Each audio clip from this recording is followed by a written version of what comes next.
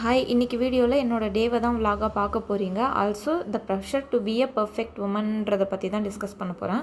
ரெண்டுமே சின்ன குழந்தைங்கன்றதுனால என் ஹஸ்பண்ட் வீட்டில் இருந்தாருன்னா அவரும் கொஞ்சம் நேரம் குழந்தைங்கள பார்த்துக்குவார். இது நிறைய பேருக்கு நடந்திருக்கும்னு நினைக்கிறேன். பொண்ணுங்க நம்ம வேலைக்கு போகும்போது வேலைக்கு போகிற இடத்துல நம்மளை பார்த்து நிறைய பேர் கேட்டிருக்க வாய்ப்பு இருக்குது. வீட்டில் எல்லோரும் என்ன பண்ணுறாங்க, குழந்தைங்கள்லாம் யார் பார்த்துக்கிறாங்கன்னு சொல்லிட்டு கேட்பாங்க. இதே வீட்டில் இருக்கோம் அப்படின்னா, வேலைக்கெலாம் போகலையா, சும்மா தான் இருக்கியா, வீட்டில் போர் அடிக்காதா, என்ன பண்ணுவ ஃபுல் டே அப்படின்னு சொல்லிட்டு கேட்பாங்க. Judged for every life choice. சின்னதாக நம்ம ஏதாவது நமக்கு உண்டான ஒரு டைம் ஃபுல் டே நம்ம வீட்டில் வேலை செஞ்சுட்டு குழந்தைங்கள பார்த்துட்டு ஓகே இந்த டேக்கு நமக்கு உண்டான ஒரு ½ எடுத்துக்கலான்னு சொல்லிட்டு சிம்பிளாக எங்கேயாவது வெளியில் போகிறோம், ஒரு வாக்கிங் கூட போகிறோம்.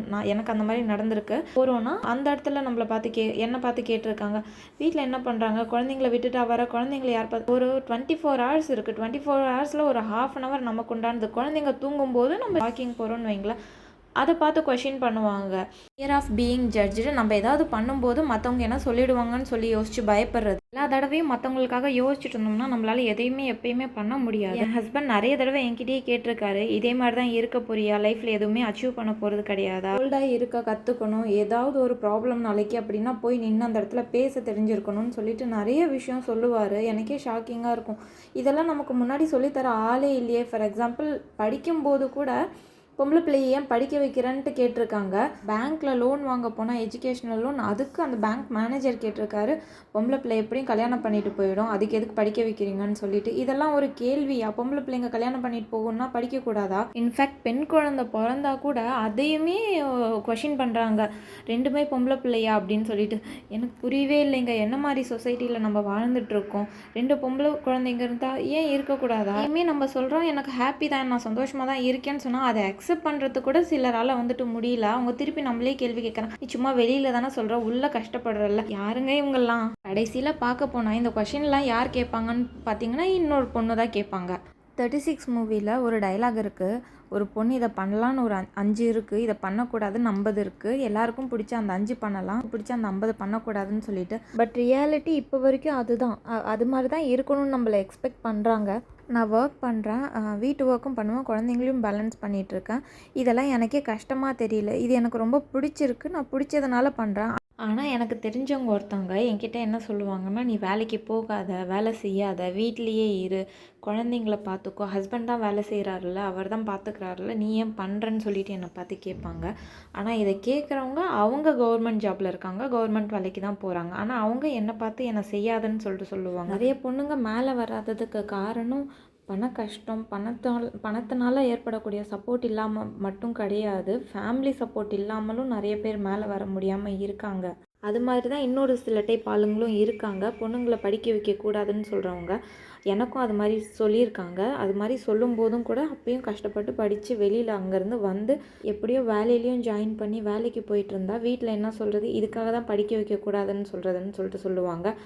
அதையும் ஓவர் கம் பண்ணி அந்த வேலையையும் மெயின்டைன் பண்ணி வேலை செஞ்சுட்டு இருந்தோம்னா கொஞ்ச நாள் கழித்து என்ன சொல்லுவாங்க, நீ என்ன இவ்வளோ தான் சேலரி வாங்கலையா, 1 lakh 2 lakh வாங்குவேன்னு சொல்லிட்டு நினச்சேன், என்ன இவ்வளோ தான் வாங்கிட்டு இருக்க அப்படின்னு சொல்லிட்டு பேசுறது.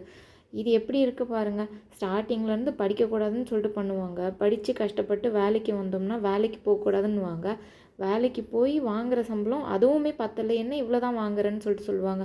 எப்பயுமே பொண்ணுங்களை பொறுத்த வரைக்கும் அவங்களோட ட்ரீம்ஸை ரொம்ப கம்மியாக வச்சுக்கணும்னு சொல்லிட்டு எக்ஸ்பெக்ட் பண்ணுவாங்க. வேலைக்கு போகணும்னு சொல்லிட்டு நம்ம யோசிக்கக்கூடாது, நிறைய படிக்கணும்னு யோசிக்கக்கூடாது, வெளியில் வரணும்னு சொல்லிட்டு யோசிக்கக்கூடாது. இந்த மாதிரி நிறைய ரூல்ஸ் இருக்குது கேர்ள்ஸ்க்கு மட்டும். அது எல்லாத்தையும் நானும் பார்த்துட்டு தான் வந்திருக்கேன். அதே மாதிரி தான் இன்னும் ஒரு சில டைப் பொண்ணுங்களோட கனவை எப்பவுமே ப்ராப்ளமாக பார்க்கறது. பொண்ணுங்க படிக்கக்கூடாதுன்னு நினைக்கிறது, வேலைக்கு போகக்கூடாதுன்னு நினைக்கிறது, இண்டிபெண்ட்டாக இருக்கக்கூடாதுன்னு நினைக்கிறது. அதே மாதிரி தான் ஒரு சில ரிலேட்டிவ்ஸ்லாம் இருந்துகிட்ருப்பாங்க, எப்போ பார்த்தாலும் டிஸ்கரேஜ் பண்ணிகிட்டு இருக்கிறது. நீ வேலைக்கு போய் என்ன பண்ண போகிற, உன்னை யார் கல்யாணம் பண்ணிக்குவாங்க, நீ வேலைக்கு போனேன்னா சம்பாரித்து என்ன பண்ண போகிற அப்படின்னு சொல்லிட்டு கேட்குறது. பொண்ணுங்க எப்பயுமே ஃபேமிலியை மட்டும்தான் சூஸ் பண்ணணும், அவங்களுக்கு பிடிச்ச எதுவுமே பண்ணக்கூடாதுன்னு சொல்லிட்டு நினைக்கிறாங்க. இதில் இன்னுமே சில வெரைட்டிஸ் இருக்காங்க. சென்னையில் படிக்கிற பொண்ணுங்க, சென்னையில் வேலைக்கு போகிற பொண்ணுங்கள்லாம் சரி கிடையாதுன்னு சொல்லிட்டு கேள்விப்பட்டேன் அப்படின்னு சொல்லிட்டு இன்டைரக்டாக கேட்குறது. இதில் என்ன ஒரு ஹைலைட்னா, இதை கேட்குறது இதை பேசுகிறது எல்லாமே பொண்ணுங்க தான் நான் பார்த்த வரைக்கும். பசங்க அவங்க பாட்டுக்கு அவங்க வேலையை பார்க்குறாங்களான்னு தான் இருக்காங்கன்னு நினைக்கிறேன். பொண்ணுங்க தான் இது எல்லாமே கிரியேட் பண்ணிகிட்ருக்காங்க. வெளியில் வந்து பார்க்கும்போது தான் தெரியுது இதெல்லாம் ஓவர் கம் பண்ணிட்டு வர எவ்வளோ பொண்ணுங்க இருக்காங்க. ஃபேமிலியும் பேலன்ஸ் பண்ணுறாங்க, ஆஃபீஸ் ஒர்க்கையும் பண்ணுறாங்க, எல்லாமே சூப்பராக பேலன்ஸ் பண்ணுறாங்க. ஓனாக பிஸ்னஸ் பண்ணுறவங்களையும் நான் பார்த்துட்ருக்கேன். என் பக்கத்து வீடு கீழ் வீடுன்னு சொல்லிட்டு யாரை பார்த்தாலும் ஏதாவது ரொம்ப ரேராக தான் வீட்டில் இருக்க பொண்ணுங்க இருக்காங்களே தவிர மேக்ஸிமம் ஓனாக ஏதாவது ஒன்று பண்ணிட்டு தான் இருக்காங்க. இதெல்லாம் எவ்வளோ பெரிய அச்சீவ்மெண்ட்ஸ். பட் இதுக்கு சப்போர்ட் பண்ணுறாங்களோ இல்லையோ இது ஏன் டிமோட்டிவேட் பண்ணிகிட்டு இருக்காங்கன்னுட்டு தான் புரிய மாட்டேங்குது. நிறைய பொண்ணுங்க அவங்களோட ட்ரீம்ஸை சீக்கிரமாக குவிட் பண்ணுறதுக்கு ரீசனே வந்து நிறைய இடத்துல அவங்க ப்ரூவ் பண்ண வேண்டியிருக்கு. வீட்டில் இருக்கவங்கள்ட்ட ஃபஸ்ட்டு ப்ரூவ் பண்ண வேண்டியிருக்கு, அதுக்கப்புறமா வெளியில் நிறைய இடத்துல ப்ரூவ் பண்ண வேண்டி இருக்குது. அவங்களால ப்ரூவ் பண்ணி பண்ணி பண்ணி டயர்ட் ஆகிடுறாங்க. நான் பார்த்த வரைக்கும் இப்போ 2026 இன்னமுமே கூட நிறைய பொண்ணுங்க சின்ன சின்ன விஷயத்த கூட பெரிய ட்ரீமாக வச்சிட்ருக்காங்க. ஃபார் எக்ஸாம்பிள் ஃபஸ்ட்டு சேலரி வாங்கணுன்றது, வெளியில் எங்கேயாவது தனியாக போகணுன்னா அதுவுமே பெரிய விஷயமாக நினச்சிட்ருக்காங்க. பேங்க் அக்கௌண்ட் ஓப்பன் பண்ணணுன்றது, பர்சனல் டிசிஷன்ஸை எடுக்கிறது, இது எல்லாத்தையும் கூட பெரிய ட்ரீமாக அவங்க நினச்சிட்ருக்காங்க. இந்த மாதிரி தான் பில்ட் ஆகி இருக்குது இன்னமும்.